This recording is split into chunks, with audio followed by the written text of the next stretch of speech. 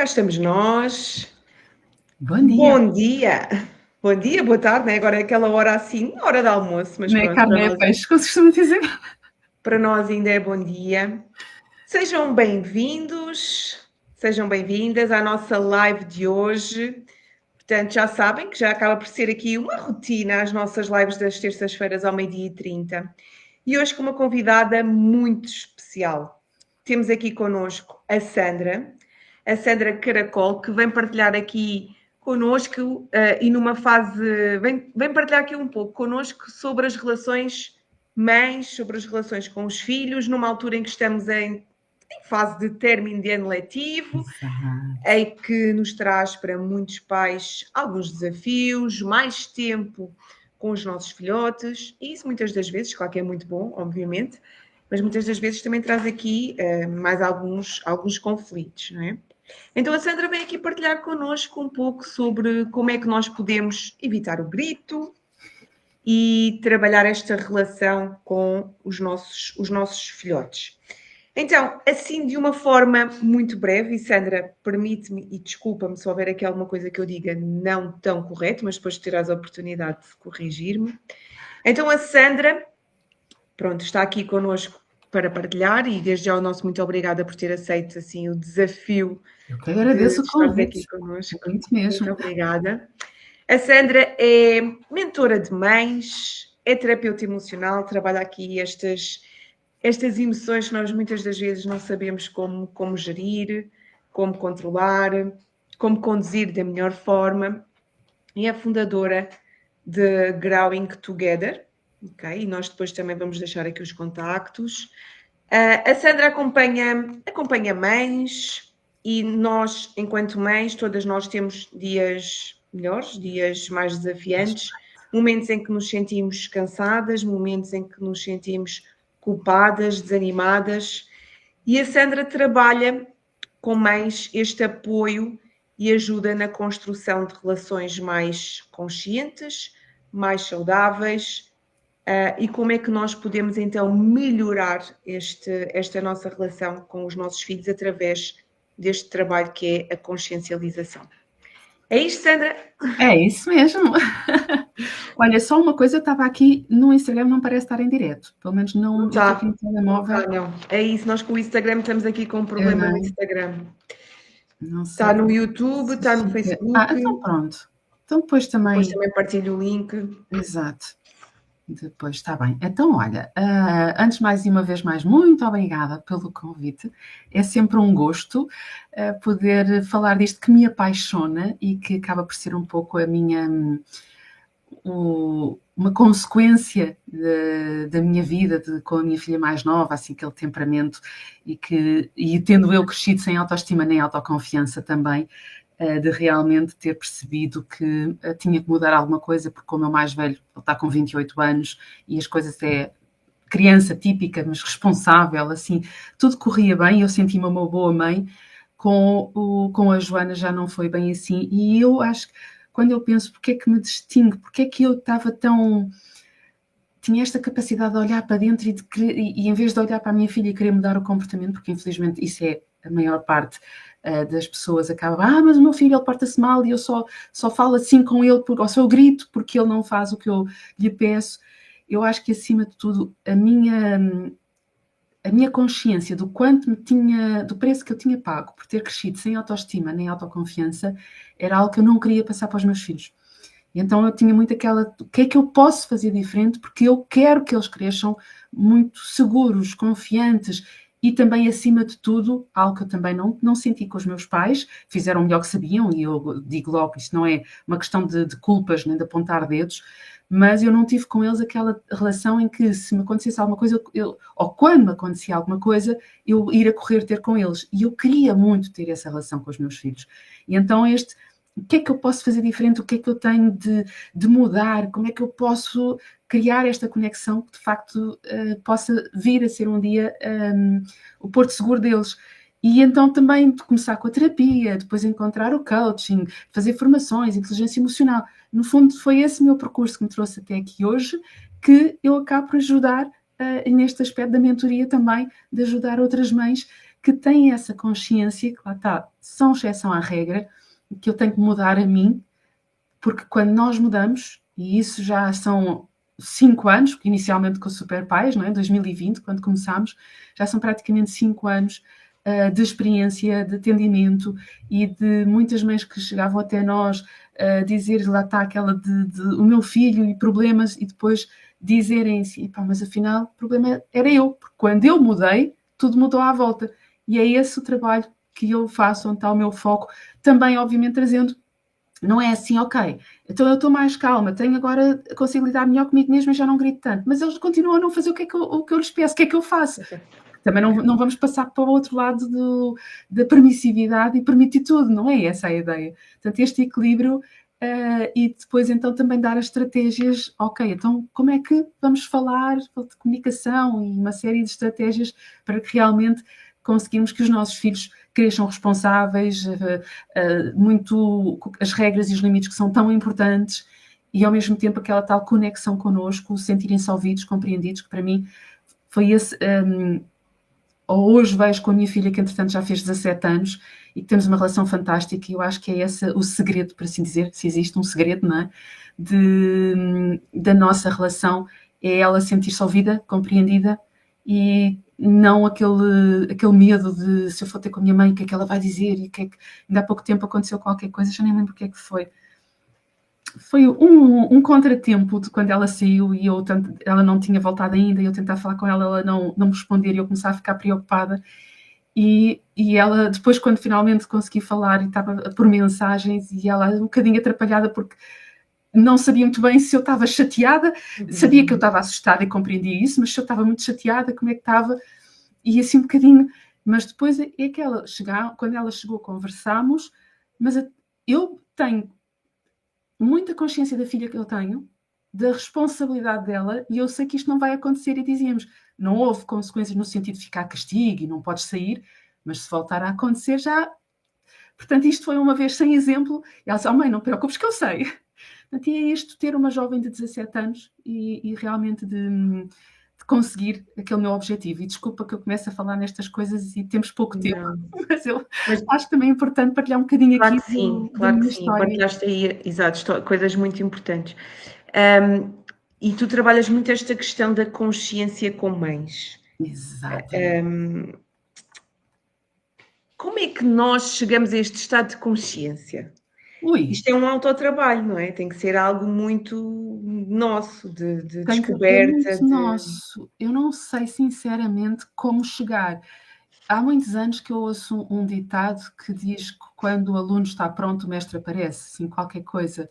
E eu acho que há pessoas que nunca atingem essa consciência. Eu acho é que quando há certas situações na nossa vida que nos fazem, abrem assim uma gretinha da porta ou da janela, algo que, e eu costumo dizer nas minhas lives, se eu fizer a alguém que me está a ouvir dizer, nunca tinha pensado nisso dessa forma, eu acho que é aquele tal clique que eu procuro para que a pessoa fique assim, espera aí, isto, eu nunca tinha olhado isto desta forma, deixa-me eu saber mais. E acho que é isso que pode então dar lugar à tal consciência e a pessoa pensar, porque nós ouvimos tanto, eu ouço tanto, eu apanhei, mas estou bem. É porque eu fui educada assim, é que eu sou uma ótima pessoa. Mas até que ponto nós estamos mesmo bem? Até que ponto nós somos felizes? Porque eu trabalhei 27 anos num banco. Eu não era feliz num banco. E posso dizer que a esmagadora maioria dos meus colegas também não era. Mas estão a trabalhar porque está a mudar a nossa sociedade, mas ainda é aquela. Eu tenho que ganhar dinheiro e eu vou ser feliz quando vier a reforma. Será que é isso que queremos para os nossos filhos? Será isso que é que ambicionamos? Porque eu acho que quando nós paramos para pensar de uma ou outra, sair do nosso cantinho, da nossa zona de conforto, para uma perspectiva, será que aquilo que eu estou a viver, a pessoa que eu estou a ser, é exatamente aquilo que eu quero para os meus filhos? E eu acho que quando nós paramos para pensar nisso, muitas vezes nem sequer estamos a ser o exemplo, porque gritamos com eles e queremos que eles não gritem connosco, porque lhes faltamos ao respeito, mas cobramos respeito da parte deles. E antigamente funcionava, não é? A autoridade falava e a gente calava. A sociedade hoje está muito diferente e as crianças hoje estão a cobrar muito mais porque crescem a ver exemplos diferentes do que nós, quando éramos crianças, crescemos a ver. E então eu acho que a nossa geração, e atenção, eu já sou um bocadinho mais velha, que eu já tenho 53 anos, mas mesmo assim dos 40, 50, que choca um bocadinho para nós, continuamos a querer que os nossos filhos impor o respeito, quando o respeito é algo que tem que ser conquistado. E isso é o que eu notei, uma das coisas também muito com a minha filha, de temperamento forte, muito teimosa, é o mostrar o respeito que faz com que eles nos respeitem a nós. E a nossa geração que não cresceu dessa forma, que não teve esta liberdade, é a tal nossa criança ferida, assim, mas eu não... estou a fazer um trabalho com uma mãe que até é psicóloga, e apesar dela ter muita consciência, ela nota aquele conflito dentro dela, mas a minha mãe tinha mão em mim, porque é que eu não tenho na minha filha? Mas por outro lado sente, mas a minha mãe tinha mão em mim, mas não tínhamos uma relação que eu quero ter com a minha filha, com as minhas filhas. Este conflito, por isso é que ele dizia, se nós conseguirmos sair e olhar para a nossa vida com uma sinceridade, que a gente às vezes acha que dói e não é fácil, mas a questão é que nós vivemos normalmente com a dor.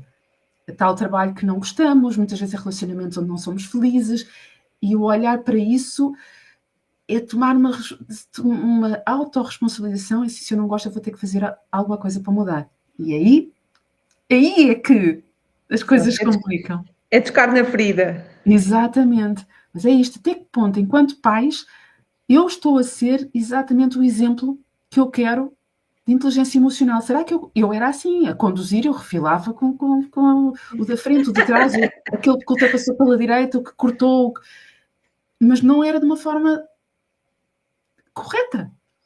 Se eu visse os meus filhos a falarem assim, mas estás a falar assim, então qual é o exemplo que eu estou a dar? Não é? Acho que isto é que pode ser uma das grandes provas do início de ter essa consciência e perceber, será que eu estou a ser um modelo para os... Porque somos os primeiros anos, somos 100% não é 100. Se eles vão para a creche, para a escola, claro, mas somos a principal fonte de exemplo deles. E até que ponto? Eu quero exatamente aquilo que eu sou, o que eu tenho, não é que a gente atinja a perfeição, não é isso. Somos humanos, perfeitos na nossa imperfeição, como alguém também, não sei o nome, dizia. Mas será que eu estou... Se o meu filho estivesse na minha posição, ou tiver um dia na minha posição, será que é isto que eu desejo para eles? Pronto, uma resposta aqui um bocadinho longa é essa tomada de consciência. Não, e bem, e estava-te...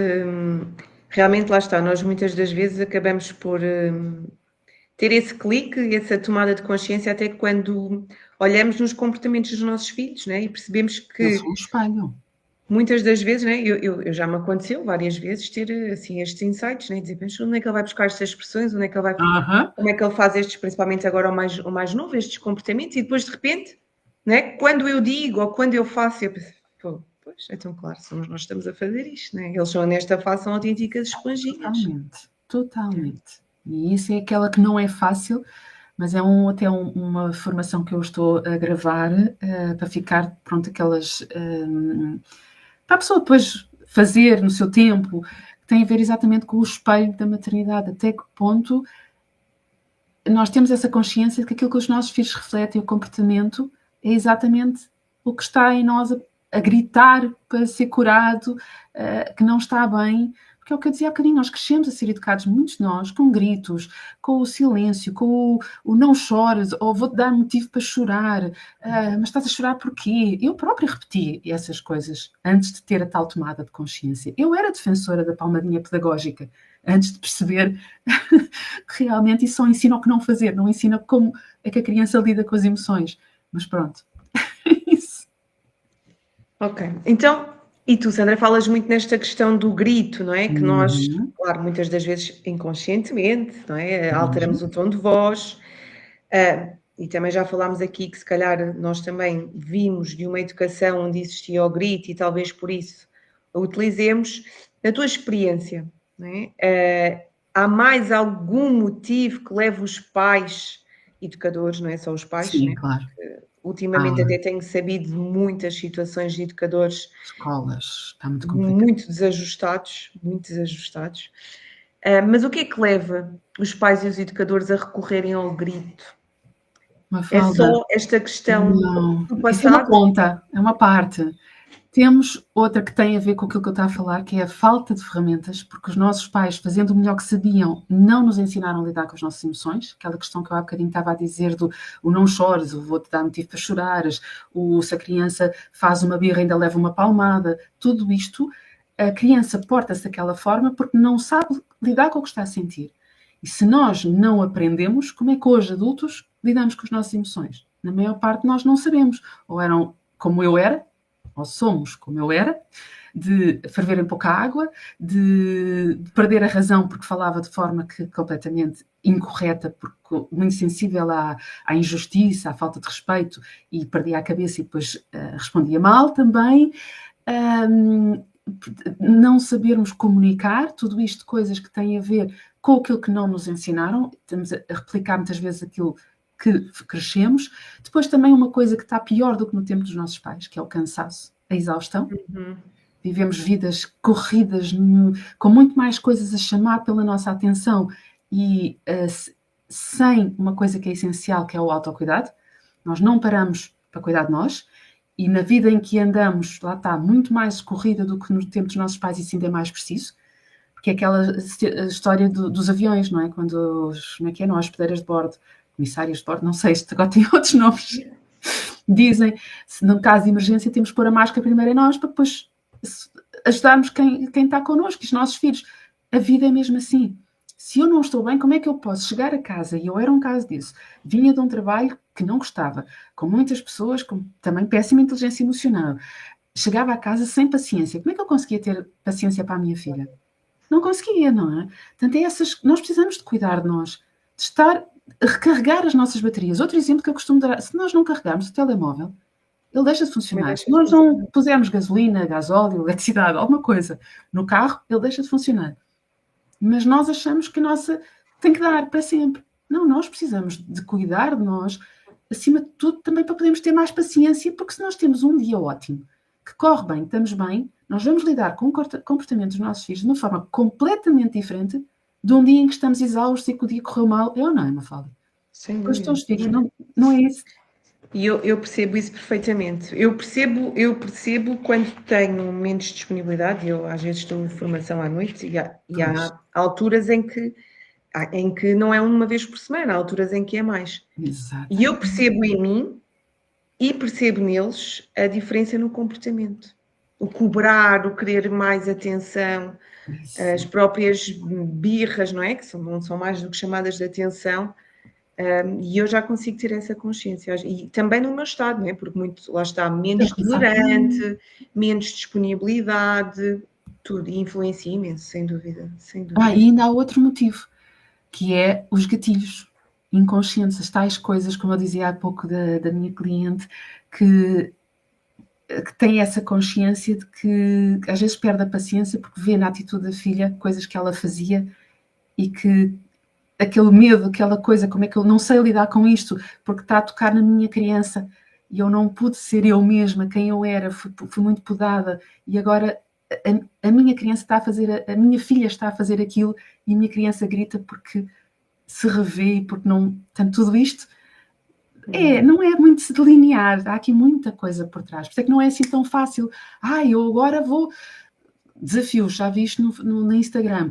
Vou estar 30 dias sem gritar, não vou gritar. E eu digo assim, só dizer o que não fazer, isto vai correr mal. Eu aposto o que for preciso que não há 30 dias. Ou então há, e as crianças vão ser altamente permissivas porque eu deixei de gritar, mas agora, como não sei outras estratégias, elas vão fazer o que querem e eu estou aqui, e daqui a pouco estou a gritar outra vez. E está o Justino Valentim a dizer muito bom, obrigada. Obrigada, Justino. Portanto, há aqui muita coisa, de facto, não é assim tão simples.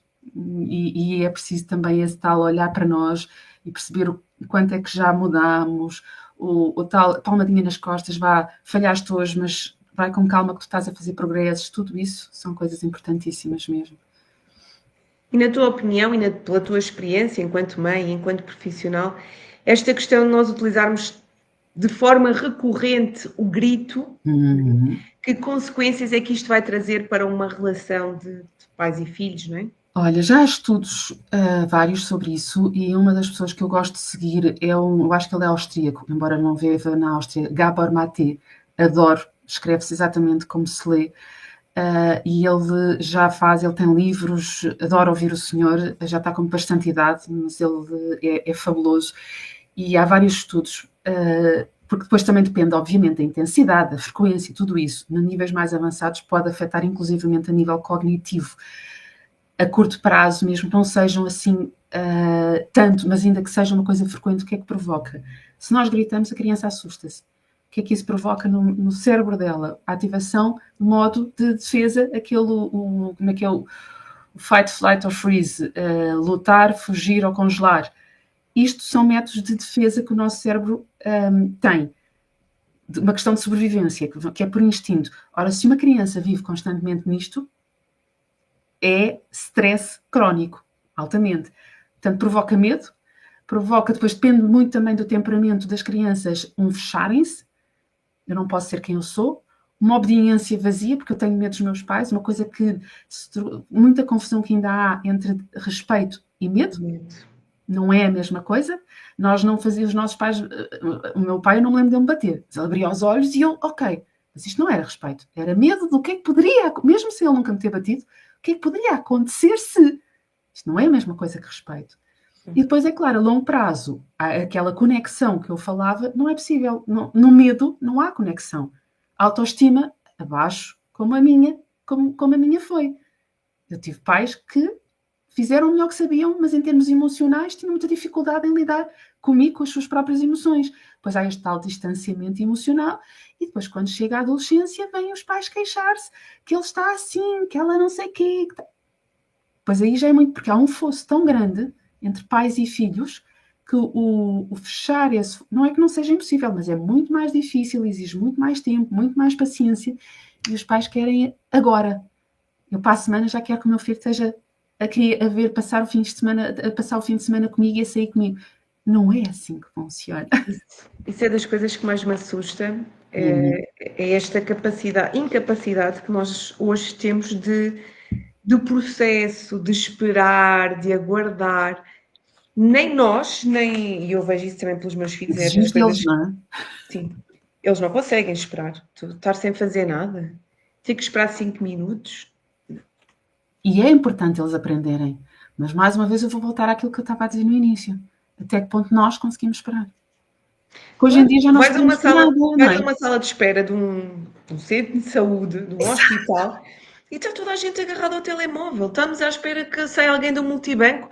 Automaticamente vamos buscar o telefone. É uma Uma fila de coisa supermercado.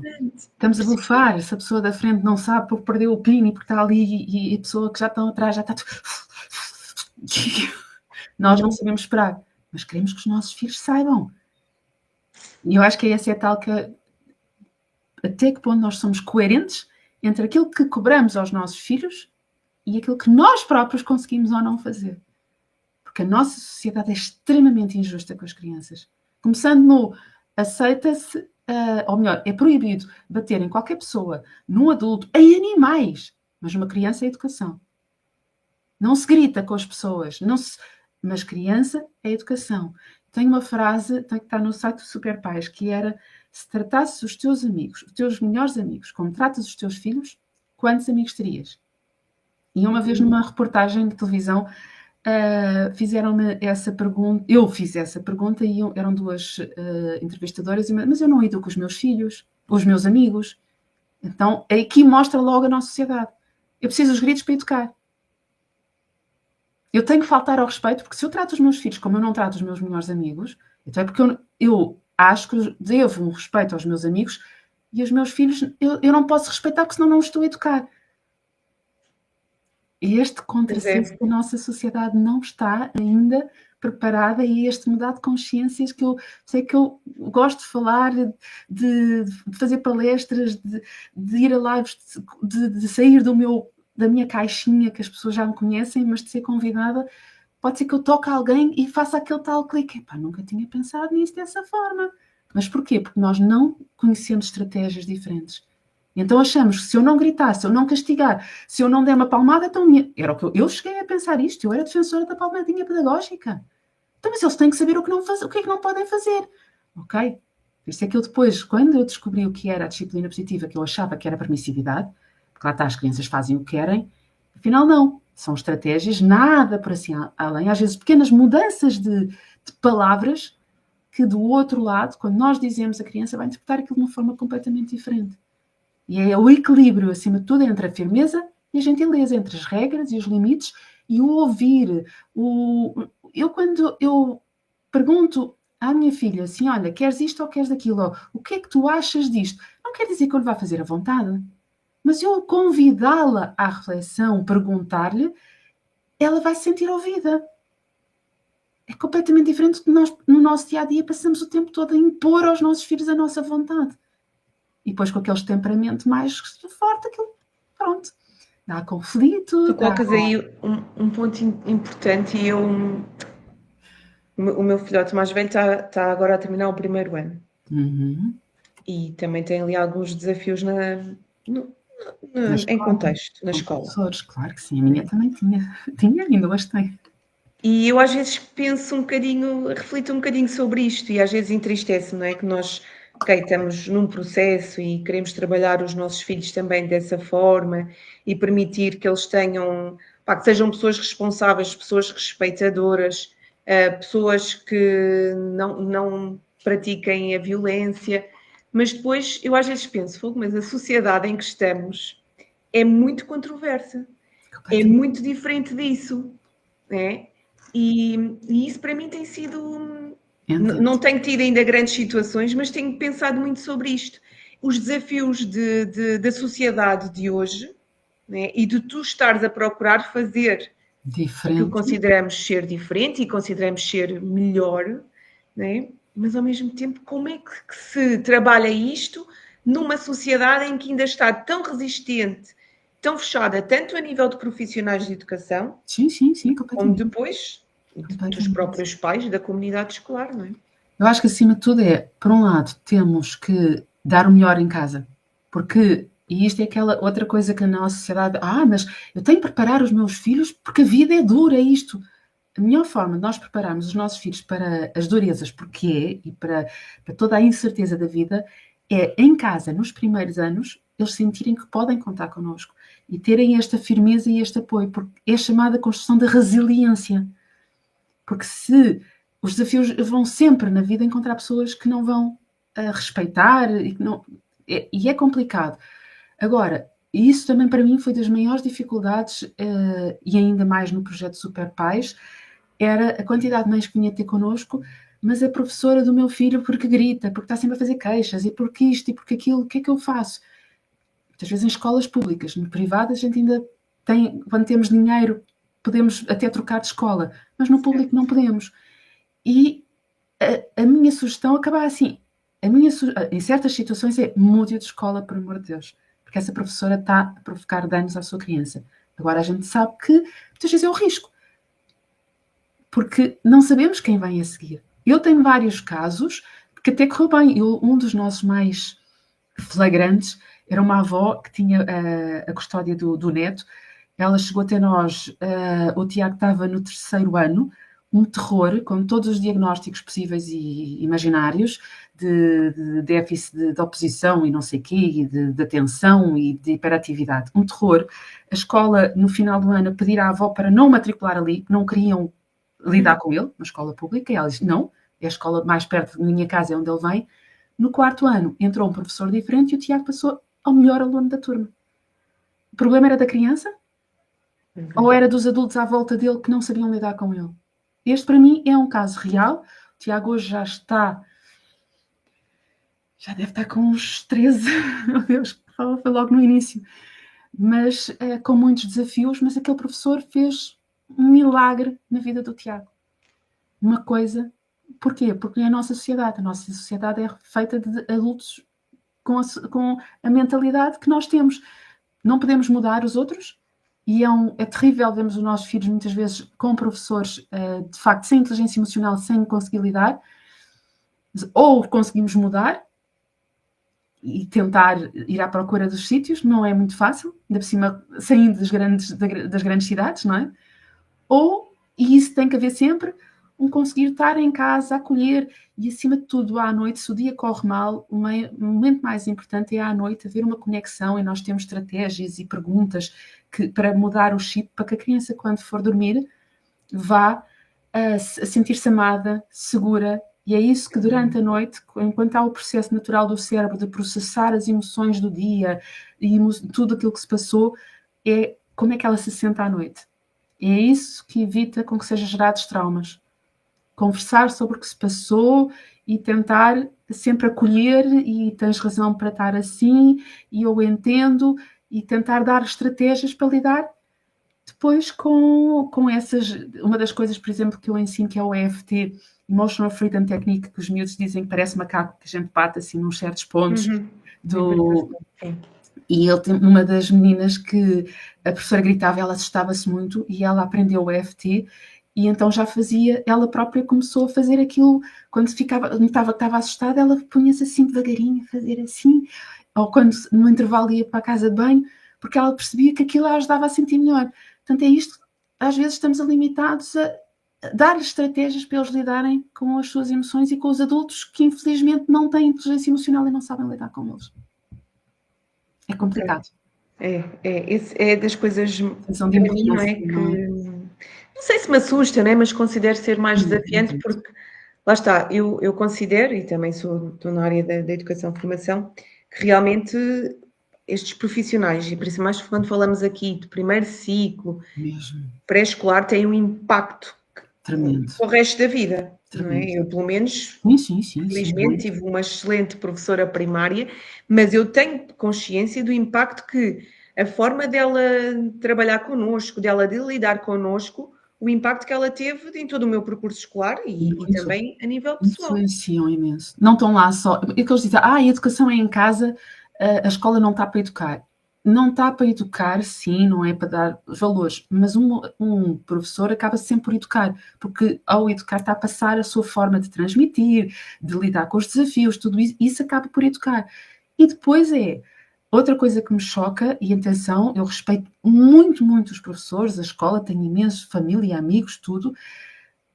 Acho que há um fosso enorme entre pais e professores, e acho que tanto muitos pais se desresponsabilizam porque a escola é que é suposto, e isso é errado, obviamente, mas também muitos professores não levam em consideração que se os pais não dão educação em casa, as crianças não têm culpa. Muitas vezes são penalizadas. Não é responsabilidade minha. É verdade, não é.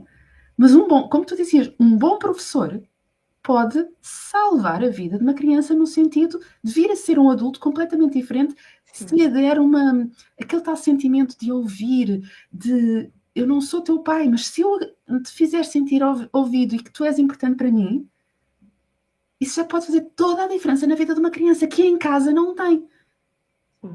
Sim, eu sou muito defensora nisso, sou muito defensora da corresponsabilidade. Todos nós somos corresponsáveis, não é? Pela educação, pela formação das crianças e de todas as pessoas com quem nós convivemos.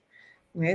Tocamos sempre, seja adulto, nós sempre que aqui estamos, quer a gente queira, quer não, mas estamos a tocar na vida de alguém que nos esteja a ouvir ou venha a ouvir, estamos a tocar lá um bocadinho. Exatamente. Portanto, onde há diálogo, onde há comunicação, há sempre um bocadinho de nós que passa para outra pessoa. Então diz-me lá, e como é que nós então podemos comunicar com firmeza e ao mesmo tempo com empatia? Como é que isto se faz? Olha, deixar assim alguns pontos práticos. Aquele tal equilíbrio entre a firmeza e o amor, não é? O acolhimento. Limites. É importante estabelecer o que é inegociável. Mas atenção, isto não é uma lista exaustiva. Cá em casa não pode haver faltas de respeito para os dois lados. Ok? Então, se estamos a falar de adolescentes, aquela coisa. Temos que perceber o que é que para nós é inegociável. Isso até pode estar fixado. E é conversar com eles, antecipar as coisas. Sim, se tu falhares nisto, depois depende, obviamente, não temos tempo para falar em tudo, mas se isto falhares, o que é que tu achas que deve acontecer? E aqui conversar, isto, lá está, mais uma vez, não quer dizer que seja aquilo que eles definem, mas chegar a um acordo mútuo, e isto fica estabelecido, pré-definido. E as crianças, olha, lembras-te que nós falámos? Isto foi uma das primeiras coisas que com a minha filha, assim que, pronto, não dá para contar aqui a história, mas e ela reclamou porque tinha a ver com o telemóvel, tínhamos combinado, ela não quis dar, eu estava naquela fase do encolher os ombros cada vez que eu lhe fazia perguntas, tinha 11, 12 anos, pré-adolescência terrível. No Exato. dia a seguir que voltou a acontecer aquilo e ela assim, eu falei com ela com muita calma, lembras-te que nós falámos ontem, oh mãe, mas isso, filhota, foi o que combinámos, tu não quiseste trazer alternativas, ficou isto acordado, mas e sim, amor, ponto, dá-me o telemóvel se faz favor. E pergunta a seguir, o que é que tu achas que podes fazer amanhã de diferente para isto não acontecer? Este manter a calma, este combinar, antecipar estas coisas e depois ter consequências relacionadas com o que... Pronto, isto está. É um mundo que não dá aqui em 5 minutos, mas pronto.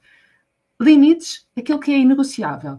Depois, acolher a emoção sem ceder ao comportamento. Uma criança pequena que está numa birra, ela está numa birra, mas há birras porque são, há outras porque não. Não. Se uma criança está a portar mal, ela está garantidamente a sentir-se mal. Sempre. Pode não fazer sentido para nós, mas é uma criança. Agora, há coisas que também não podemos. Que ela se magoou, que ela magoou alguém ou que ela destrua coisas. Portanto, acolher a emoção, ok, eu entendo, tu estás frustrado, estás muito zangado, o que é que tu precisas neste momento, mas não permitir também aquele ceder ao comportamento. Ou pronto, estás a chorar muito, então eu, como não tenho paciência para o não, porque ele a seguir faz uma birra, eu vou ceder. Não. Manter Exato. coerência, congruência e tudo isso. E depois também é usar uma linguagem clara. A mão não, para os pequeninos, a mão não é para bater, a mão é para fazer festinhas, damos abraços.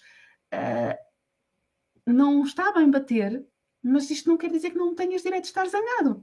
Mas então o que é que escolher com eles o que poder fazer? Olha, quando estás zangado, lá está, no momento, não naquele momento, que a criança não está a ouvir, mas antecipar. Olha, podes gritar assim, rugir muito como um leão, ou bater com os pés como se fosse um dinossauro. Dar à criança estratégias para lidar com o que sente, porque o que ela sente é que faz com que se porte mal. Estas coisas que nós não aprendemos. Sim, e às vezes até censuramos, não é? Agora estou a ouvir a dizer isso, não é? Às vezes lá está, é uma forma da criança libertar sem ser num ato de agressividade. E nós Precisa às de vezes, mas ser porquê que estás a isso. bater os pés? Mas porquê que estás... Por exemplo, o meu mais pequeno agora anda muito nessa fase de começa tipo assim a emitir sons, como se estiver, É. ou a fazer assim, e eu às vezes isso não se faz. Mas realmente agora que estou a escutar, né? Se calhar é a forma dele também libertar aquela frustração e E não ir lá. aceitar, e é ter Claro. uma. Pronto, lá está, isto são tantas estratégias.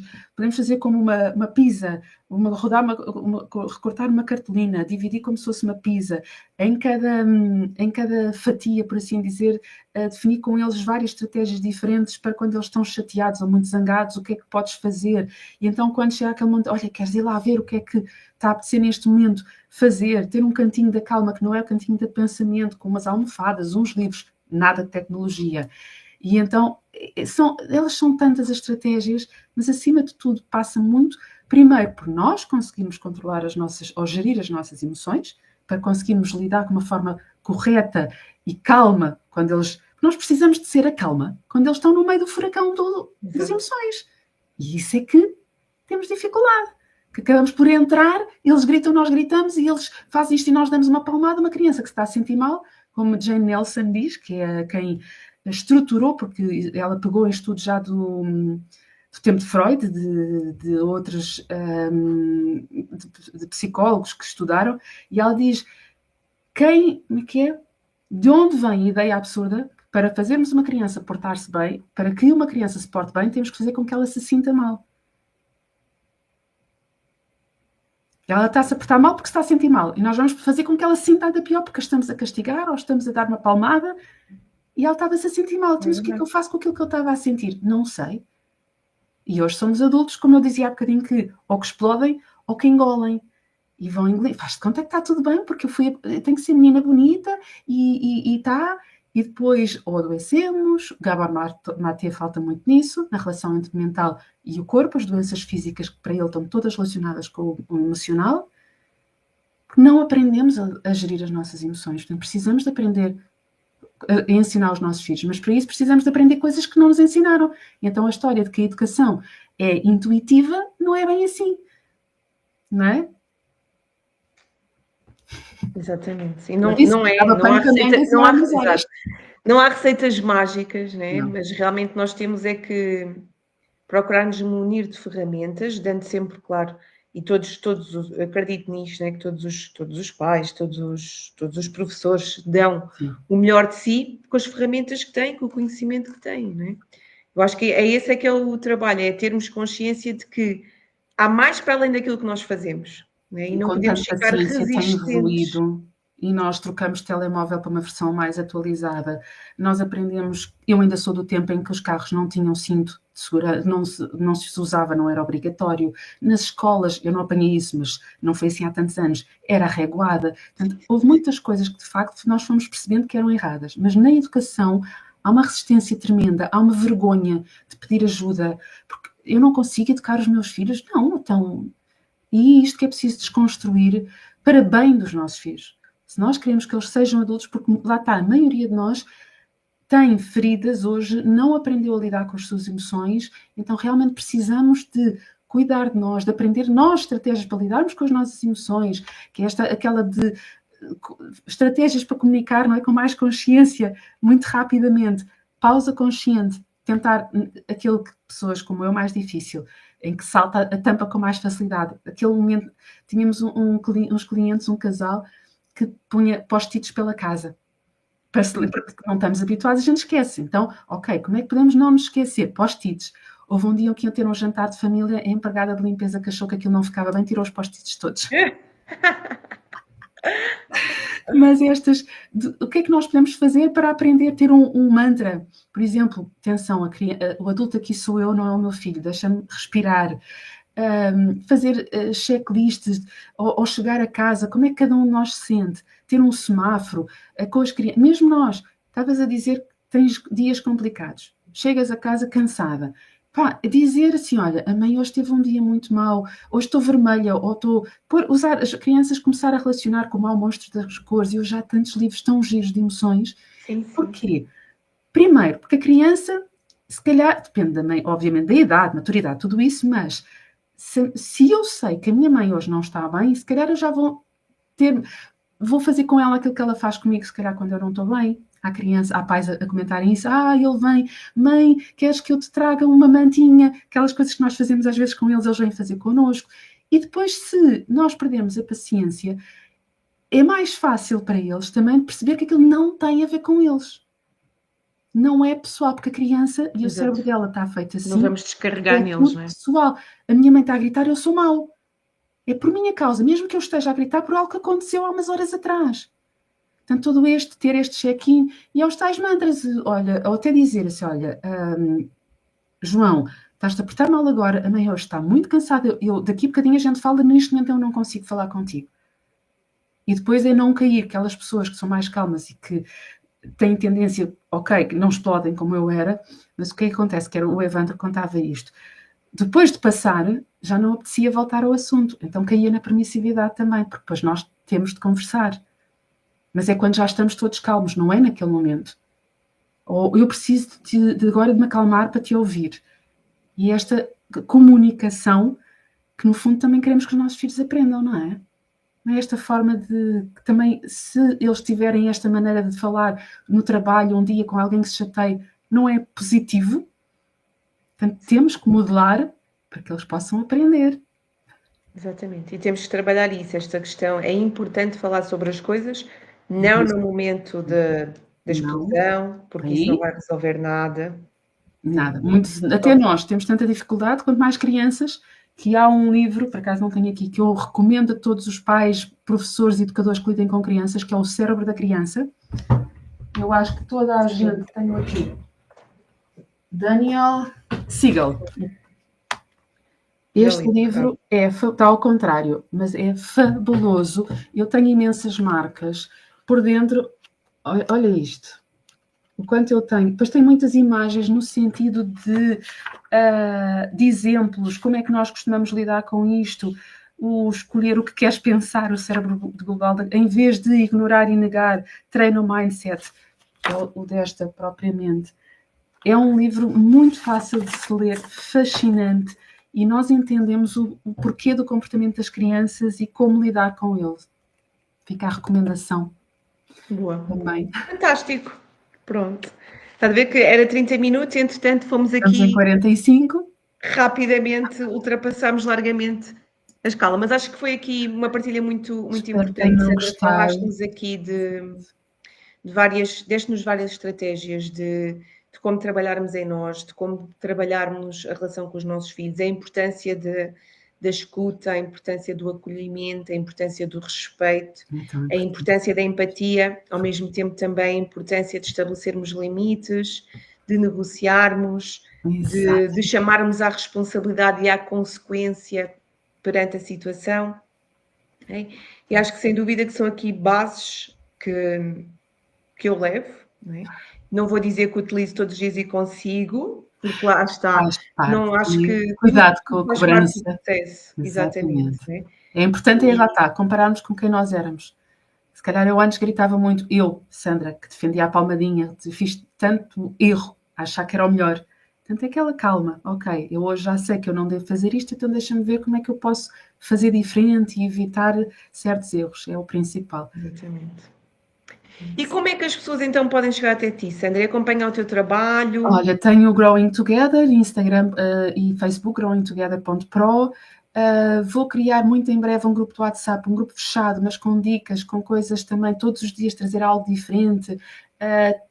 A comunidade, estou aqui a desenvolver aqui várias coisas para acompanhar também, dar mais apoio, e tenho consultas individuais para um certo tipo de situação muito específica. Olha, eu preciso agora de uma solução para isto, uma consulta pode, ou depois a mentoria, ou sessões de terapia, portanto tenho vários, e tenho o growingtogether.pro, o site também, onde falo mais dos meus serviços. Para quem imagina que alguém quer chegar a uma mentoria ou uma consulta contigo, através da página do Growing Together consegue chegar. No Instagram, na bio, tem lá até o WhatsApp, tudo isso também podem mandar. Faço sempre uma sessão gratuita antes, para avaliar, como tenho vários métodos, várias coisas, várias formas de ajudar, também, portanto, falamos sempre, converso sempre com a pessoa antes, para perceber o que é que se está a passar, para fazer uma avaliação, por assim dizer, e definir então uma estratégia para o caminho, qual é o melhor a seguir perante esta situação, pronto, e essa é sempre gratuita, portanto, uma hora ali de perceber e de entender qual é o diagnóstico está aqui, exatamente, o que é que está aqui a precisar, se é mais foco de um lado, mais foco do outro, e entender qual é o melhor percurso a seguir. Ok. Então vamos fazer assim, nós, entretanto, na descrição da nossa live, vai ficar disponível também no YouTube, nós vamos deixar o Instagram e o Facebook, e pronto, formas de chegarem, de acompanharem o trabalho da Sandra e poderem chegar também ao contacto com ela. Sandra, resta-me agradecer-te, foi um prazer imenso. Adorei também este bocadinho. Adorei. Tirei daqui imensas notas. Eu ficava aqui a tarde toda. Sim, vamos ter mais oportunidades. Claro que isto é um tema que não se esgota e que está constantemente a surgirem coisas novas, e que precisamos trabalhar esta consciência, esta ação, este apoio. A mentalidade que as nossas crianças precisam, não é? Sim, sem dúvida nenhuma. Muito obrigada, foi obrigada. Mas mais pelo convite também. Imenso. Obrigada. E vamos ter aqui outras oportunidades. Obrigada também a quem esteve aí desse lado, a quem possa também vir a ver, mesmo que mais tarde, aqui a nossa live. O nosso muito obrigada pelo vosso tempo, esperando que levem daqui estratégias e ferramentas práticas também para poderem utilizar no vosso dia-a-dia. Espero que sim. Gratidão. Obrigada. Obrigada, Sandra. E continuação de uma excelente tarde para todos vocês. Obrigada.